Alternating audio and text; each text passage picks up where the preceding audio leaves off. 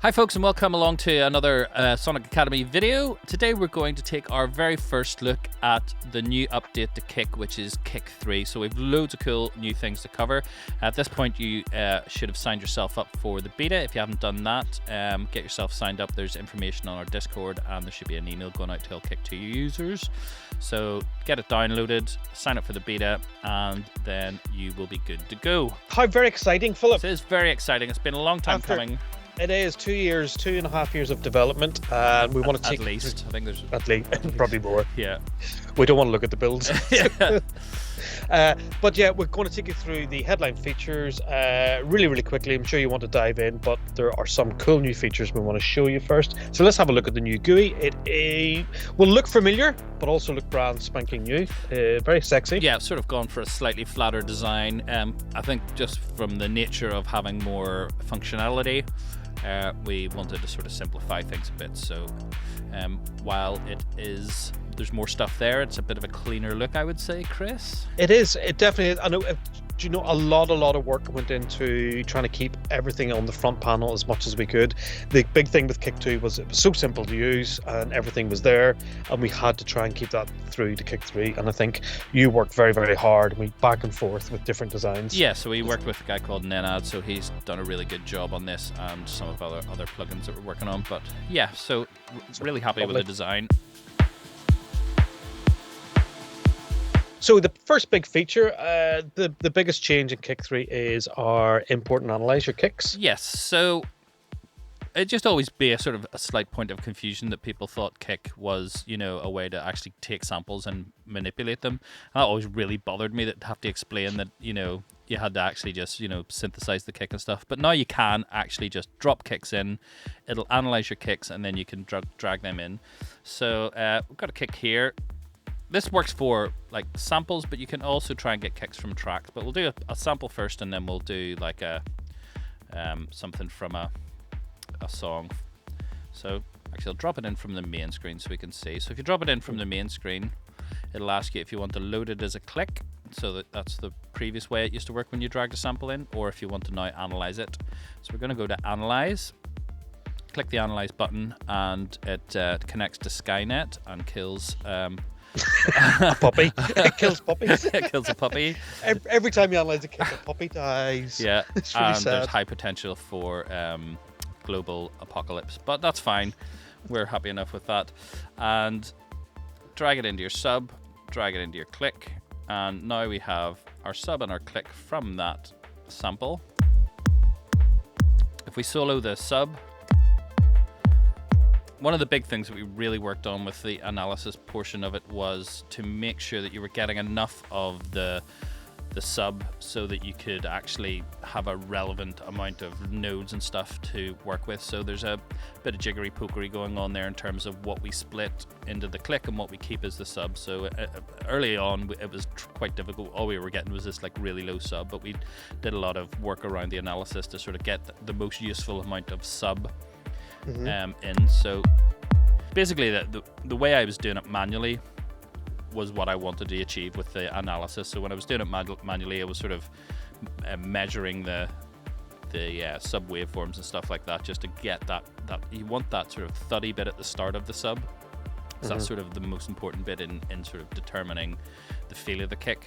And if that's all in the click side of things, then you can't really manipulate it. So yeah, so we wanted as much of that in the sub portion, and we think we've done the perfect job there. So you've got all the ability to manipulate, so you can change your,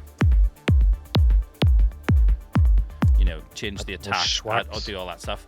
And then if you go ahead. No, you go ahead. If you flick on the amp, then we just want so it'll make an approximation of the amp levels, and sometimes it will create quite a few nodes, especially if it's quite a deep kick. But you can use the simplify tool up here, and it just simplifies it like that. Or if you don't want it to do it that way, you can just grab any node, and we've got a cool new function with the nodes where if you just drag them along, it'll just delete any ones in front of you, so you can do really quick modifications to that. And that works with pitch as well, although the pitch, as you can see, does a really good job of sort of having a minimal amount of nodes. Again, this obviously we're sampling a very clean kick, so it's a lot easier. We can sample. Yeah, if you have kicks with reverb on it, tails and stuff, it can then, you can get extra nodes in there and you can clean those up easily. If we listen to the click portion, this kick had a bit of sort of saturation and stuff. Obviously, the synth in the sub is a pure sine wave, so some of that information will go over to the click, so you can decide, do I want to keep that information, have it as a part of the overall sound, or if you want to clean it up, you can just use the amp envelope on the click and choose what amount of that you want. Okay, the other good big thing we have, Phil, if you want to show... Should we import a track, maybe? Yeah, import a track and Yeah. grab a section. So, okay, this is an interesting one because there's a kick at the start, but it's not the full subby kick. It's been filtered out. So, okay, what we can do is zoom in, and what we want to try and find is a clean kick. So you can see the spikes there. That's obviously where the transients of the kick. And there's also a bit of white noise in there. So we're looking for a part of the signal which probably has the least amount of white noise but still has a good kick. The other thing you can do is zoom to selection. And how'd you do that? So you can either right click, zoom to selection, or there's a modifier. I think it's control. So control, zoom to selection, or sorry, it's two going on at the same time there. So we can drag our selection to the start, and we could maybe just take like that. We can zoom in around this point just to make sure we're getting it nice and tight. So I think kick start's probably about there.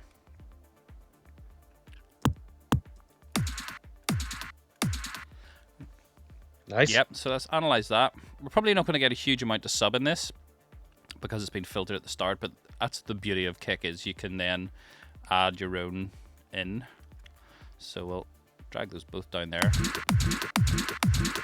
And you can hear there we're getting some artifacts. So at the sort of smaller portion of the thing, it doesn't know what to do because there's too much going on. So we can just drag that down. And there'll be stuff in here too we can get rid of.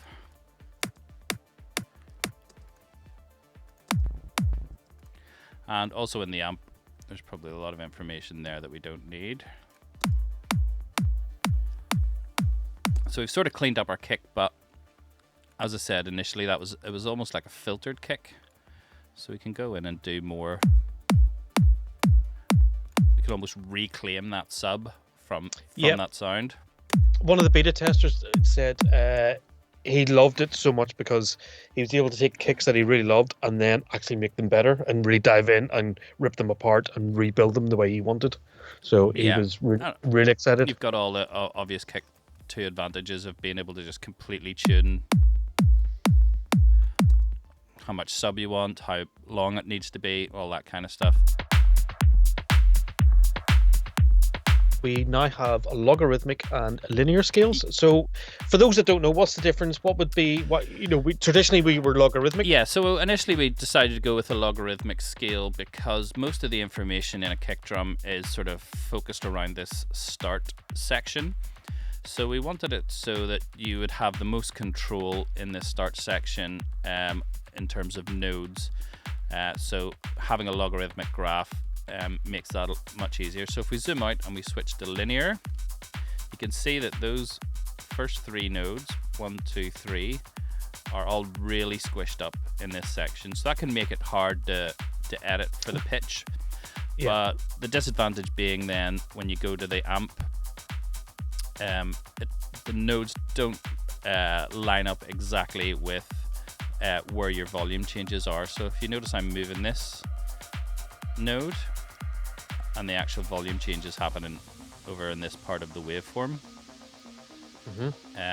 But if we go to linear mode now, when I change the node, it changes the volume at the exact point. So it just gives you much easier control in a visual way to be able to choose what parts of your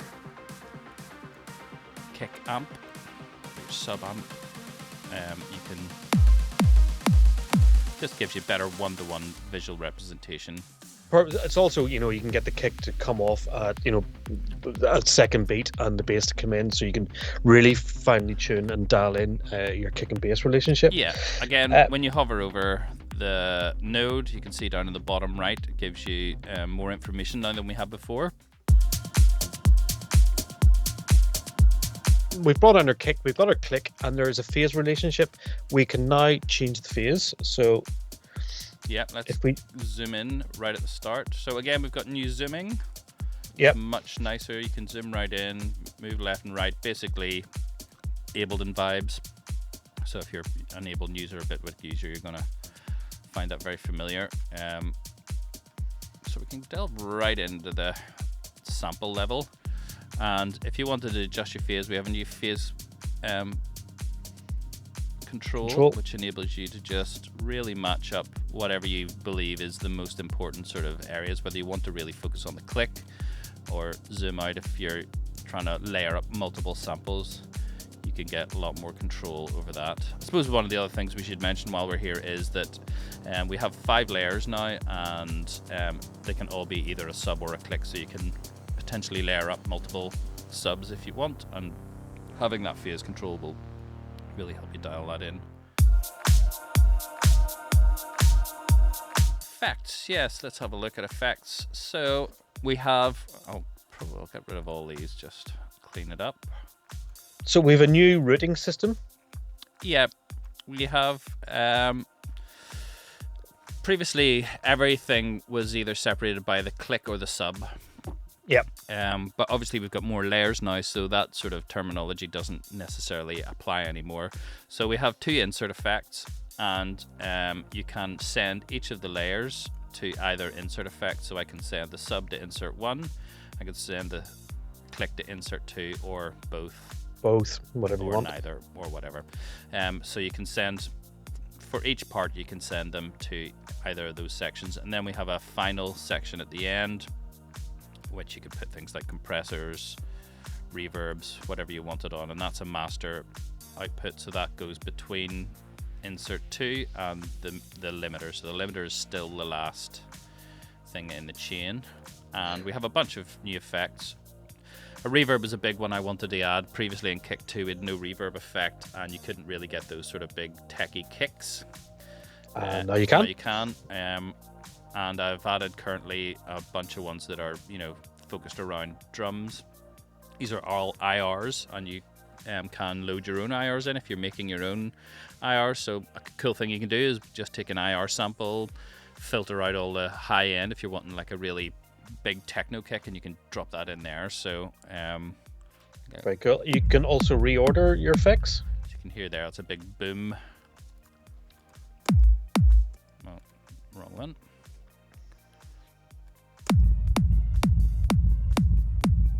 Techno kicks. Just show. Can you call up a drive? And yeah, so you can reorder. You can move them about. So clipper, tube, and you can move them about. Perfect. So another new feature, Phil, in Kick 3 is the trigger section. Yes. So it's designed. You explain. Yeah, so it's designed if you had like a live loop or a live drum kit, and you wanted to add kick onto the kick drum to sort of beef it up, add subs or whatever. The example I'll show you is just like a drum and bass loop. And we can go into trigger, and if we listen to that, so you've got a listen mode. So you're sending the loop, you're routing it into the sidechain input of Kick 3. Yep. Yep. And then you're going to listen mode, and you're going to start trying to pick out the kicks. Yep. So we've got our filter, so we can filter it down. So we're just sort of detecting the kick. Anything above the threshold line will be triggered. So anything white is triggering, anything blue isn't.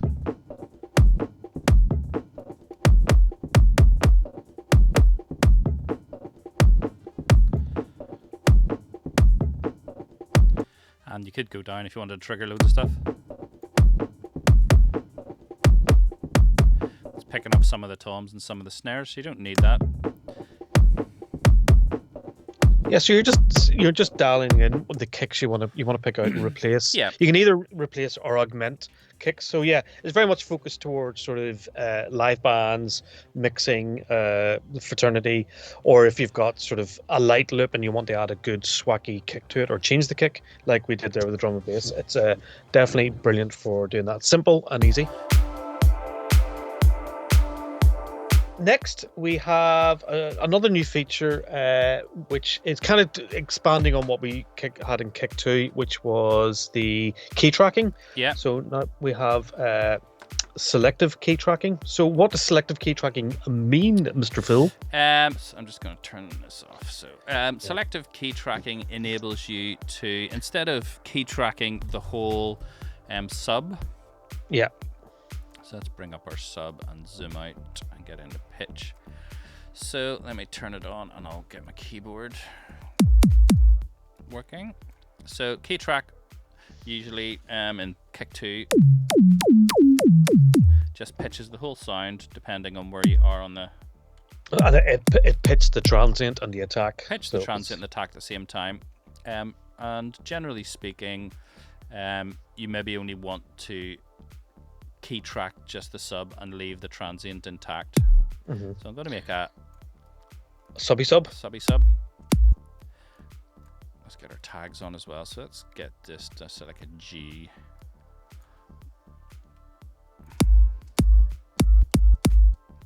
You can hear there when we go up, we're getting a really chirpy click.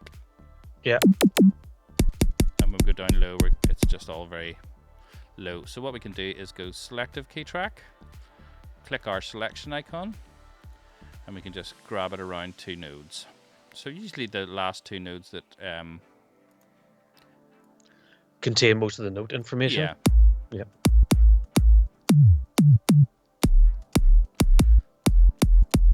So you can hear there the transients staying the same, but the sort of note information is now key tracking. Exactly. So these are the only 2 nodes that are actually key tracking, and you can see if you look at the blue icon what is being pitched. And for those trap producers out there, we also have a sustain button now.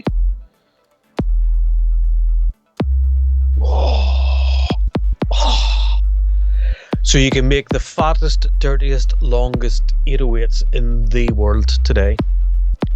Couple that with all our new effects, our new distortions. There's clippers, there's drive, there is saturation. Ugh, the mind boggles. So the other new thing you'll see down below. More new things. Yeah, one more thing. If you go to the effects section, we have now macros. We wanted to bring quick access to the front panel because you'd have 6 or 4 effects going there, and we want to the most used knobs. We want to be able to let's get reverb mix in there, and we'll get drive. So macros, 1 parameter to 1 macro. But it just means we don't have to be in the effects section then to control. Test things out, control things. You can just macro stuff up, and you can also then MIDI that stuff up as well. And obviously presets will have some stuff assigned to them already, but you can go in and change those as you want. So you just go right click on an effect and assign it to whatever macro you want. So there is a quick overview of the new features. Obviously, there's still the limiters in there. There's now pre and post fader limiters. The export is still in there. You can still just generate it and then grab and drop back onto your desktop. So yeah, lots of preset curves are in there now. Preset clicks, preset harmonics are in there. Preset EQs. So yeah, look, we think it's a really cool, brilliant update for the world's most used kick drum synth. Yeah. We really do hope you love it. Reaction so far we've sent it out to a few big artists, and the reaction has been pretty phenomenal. Yeah, they has all been very good. Also, so this will just be the first in a series of videos. If you guys want to ask questions on our Discord, and we'll be happy to then respond with videos if there's like a more deep dive onto specific things if you just want us to look at stuff. We've got probably around a month before release, something like that, maybe 2-3 weeks. So we will be still updating any bugs and any issues you have, or potentially features if they're small features. So, but we'll see about Perfect. that. So yeah, this is the beta video. You should have the beta now. Go play with it. There's a beta Discord channel. Post on there if you find any requests, what you think of it, and feedback. We love to hear feedback, and let us know what you think. Cool. All right. Good stuff. All right. Catch you guys later. Thank you. Enjoy.